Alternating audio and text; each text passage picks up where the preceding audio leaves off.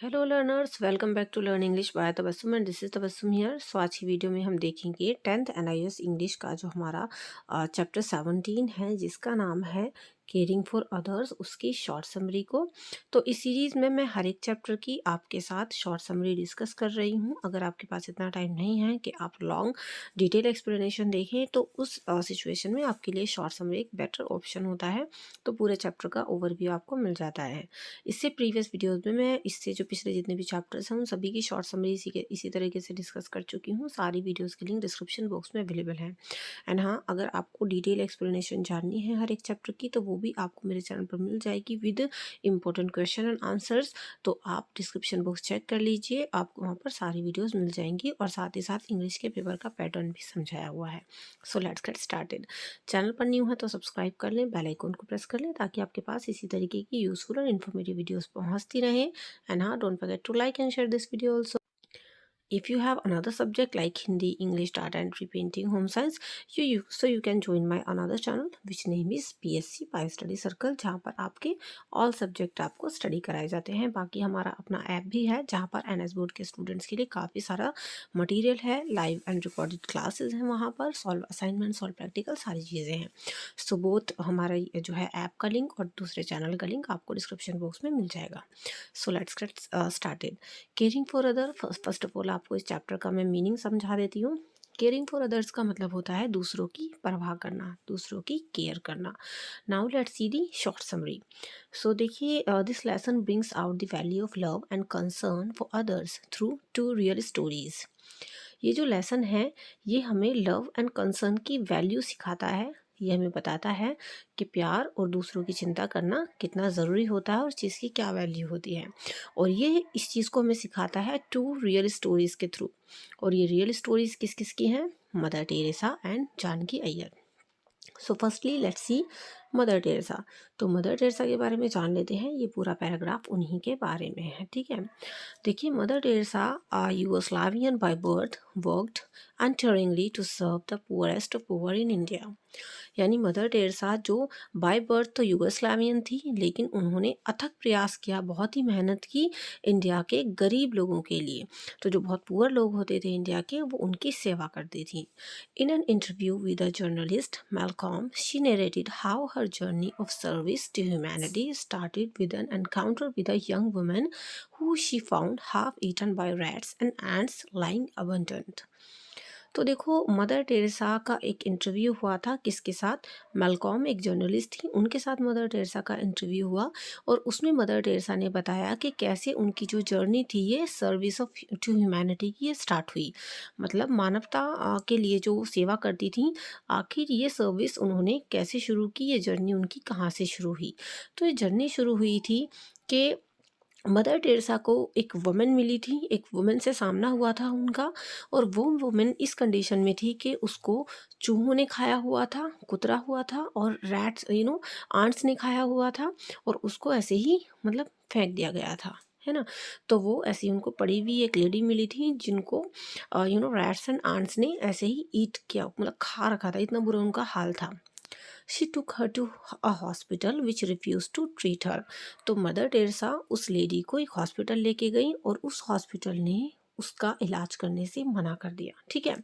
It is only when she refuse to move from there that they eventually relented. तो देखो, ये वो वक्त था जब उन्होंने वहाँ से मूव करने से रिफ्यूज़ कर दिया, लेकिन फिर वो इस चीज़ के लिए मान गई। Through her interview we come to know how she manage to get space for destitutes, for opening schools, orphanages, and to start skill trainings programs, mobile dispensaries etcetera. तो देखो, उनके इंटरव्यू के थ्रू ही हमें ये पता चलता है कि कैसे उन्होंने मैनेज किया उन लोगों के लिए जगह जो है उन्होंने दिलाई, जो छोड़े हुए लोग थे, जो डेस्टिट्यूट्स थे, मतलब जिनका कोई सहारा नहीं था, ऐसे लोगों के लिए उन्होंने जगह मैनेज की, स्पेस मैनेज किया, और उनके लिए स्कूल ओपन किए, ऑर्फनेज ओपन किए, और उनके लिए स्किल ट्रेनिंग प्रोग्राम शुरू किए, मोबाइल डिस्पेंसरीज शुरू की, है ना। However she realize the universal need and craving for love and a feeling of being wanted, and that is what became her guidance force.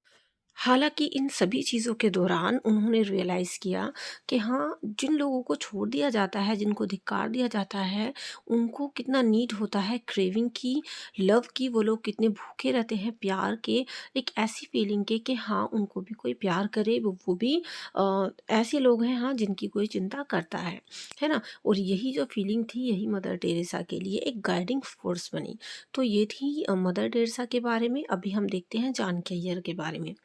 तो देखो, another social worker dedicated herself to the teaching and training of young children from the poorest families who cannot afford to go to regular schools। तो ये जान के ये जो थी, ये एक दूसरी सोशल वर्कर थी जिन्होंने खुद को डेडिकेट किया हुआ था टीचिंग और ट्रेनिंग यंग चिल्ड्रन के लिए। मतलब ये यंग चिल्ड्रन की टीचिंग और ट्रेनिंग कराती थी जो बहुत ही पुअरेस्ट फैमिली से आते थे, जो अच्छी एजुकेशन या फिर रेगुलर स्कूल्स को अफोर्ड नहीं कर पाते थे, तो उनको ये जो है टीचिंग की ट्रेनिंग दिया करती थी, है ना? Her classes are conducted in the afternoon so as to accommodate all domestic workers। तो जानके की जो क्लासेस होती थी वो आफ्टरनून्स में होती थी, ताकि ऐसी लड़कियां उस टाइम आ सकें उनके पास पढ़ने, जो अपने घर का काम भी निपटा देती थी, अपने घर का काम करके वहाँ पर आ जाती थी।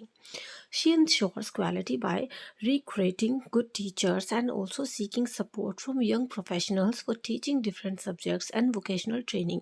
तो देखो, जानकी अय्यर यहाँ पर इंश्योर करती थी कि हाँ, उनके पास जो टीचर्स हैं वो अच्छी क्वालिटी के टीचर्स हैं, और वो यंग प्रोफेशनल से भी सपोर्ट मांग देखा करती थी कि हाँ, यंग प्रोफेशनल्स भी उनको सपोर्ट करें और टीचिंग डिफरेंट सब्जेक्ट्स, और वो लोग उनको डिफरेंट सब्जेक्ट्स पढ़ाए, वोकेशनल ट्रेनिंग दे।